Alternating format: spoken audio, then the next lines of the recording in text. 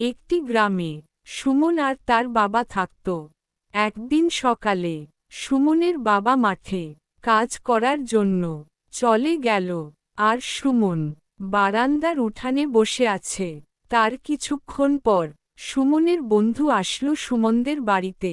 এসে দেখল সুমন বারান্দার উঠানে বসে আছে। বন্ধু চল, কোথা থেকে একটু ঘুরে আসি। তারপর সুমন আর সুমনের বন্ধু ঘুরতে বের হয়ে গেল, আর এদিকে সুমনের বাবা মাঠে কাজ করতে লাগল। সুমনরা কিছু দূর আসার পর একটা গাছের নিচে আসলো।